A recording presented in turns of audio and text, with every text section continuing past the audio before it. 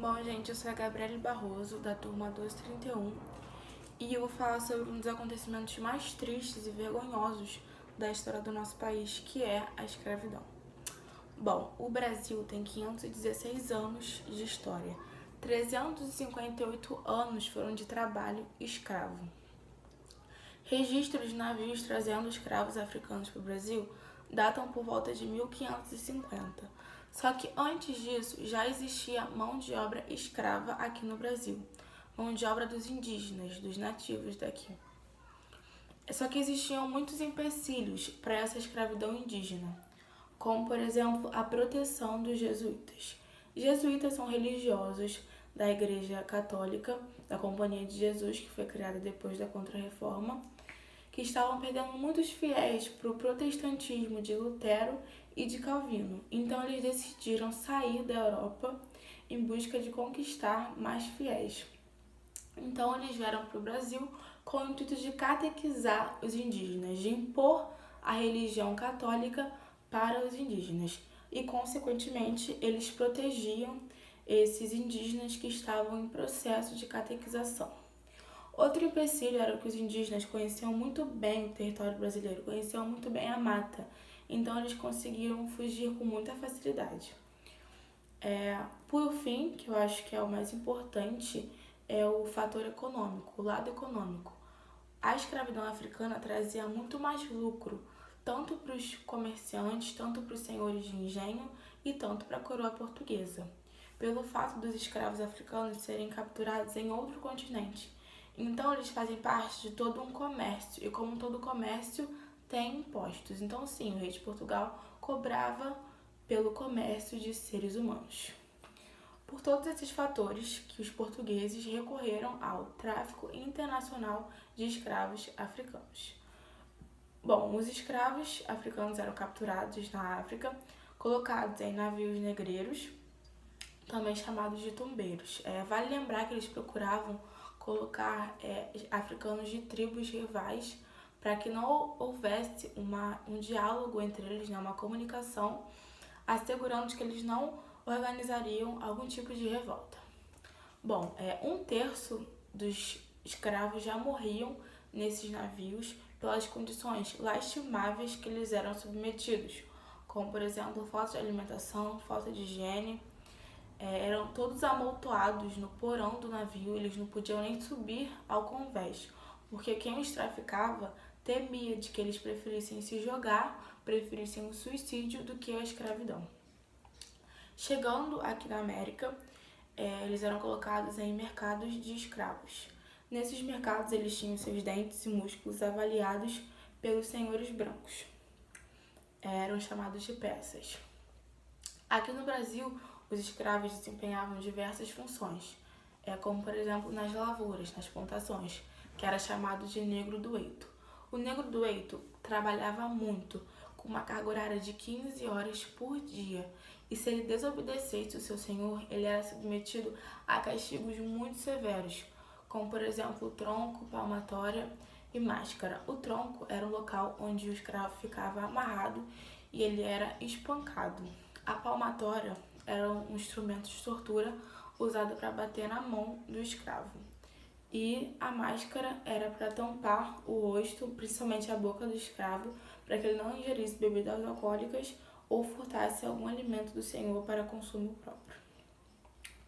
Bom, os castigos no Brasil colonial eram exemplares, isto é, eram castigos em locais públicos para que outros escravos vissem aqueles castigos e isso os desencorajasse de fazer qualquer tipo de revolta ou qualquer coisa que desobedecesse o seu senhor.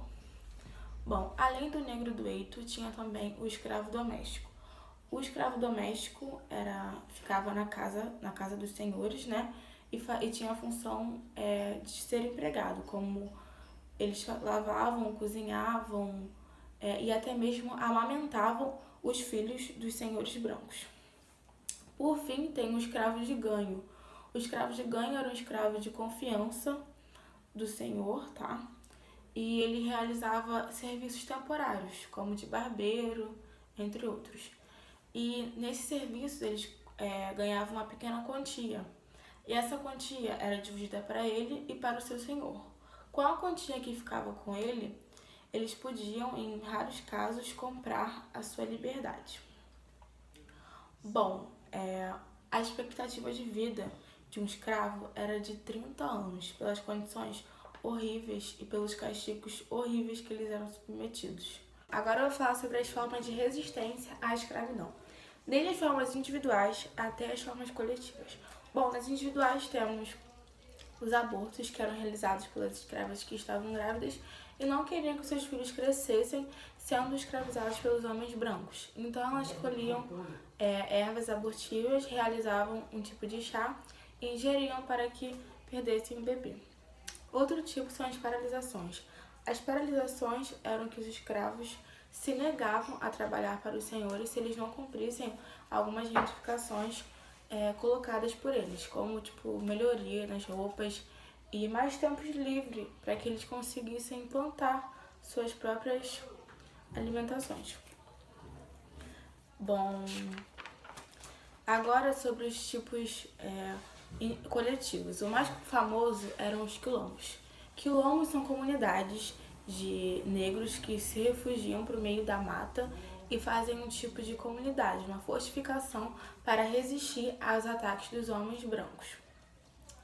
Bom, a tradição nesses quilombos era de acordo com as tradições na África. Os negros tentavam restabelecer o seu estilo de vida antes de virem e serem escravizados aqui no Brasil. Era muito rígida tanto a política como a religião nesses quilombos, tendo um líder político e outro religioso. As regras também eram muito rígidas, tendo até casos de pena de morte. O quilombo mais famoso era o Quilombo dos Palmares, localizado em Pernambuco, na Serra da Barriga. Bom, em 1678, o rei do Quilombo dos Palmares, Gangazumba, foi chamado para um acordo com o governante de Pernambuco, onde estabelecia que os escravos que nasceram nos Quilombos dos Palmares seriam livres, mas aqueles que não nasceram teriam que voltar nas lavouras, voltar a ser escravizado. Muitas pessoas não concordaram com esse acordo, e então especulam-se que ele foi envenenado e morto pelos seus súditos, numa conspiração comandada por Zumbi, que seria sobrinho de Gangazumba. A partir daí, quem comandava o Quilombo dos Palmares era Zumbi. Até que no ano de 1694, numa expedição comandada pelo bandeirante Domingos Jorge Velho, numa expedição a peso de ouro, destruiu o Quilombo dos Palmares.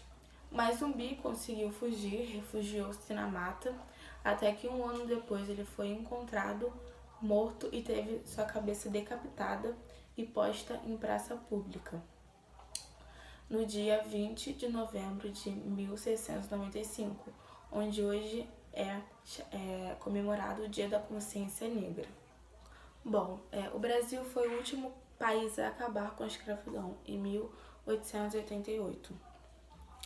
E tiveram várias influências para o fim da escravidão aqui no Brasil, como, por exemplo, a Revolução Haitiana, a Declaração dos Direitos Francesa e a abolição da escravidão nos Estados Unidos, em 1865.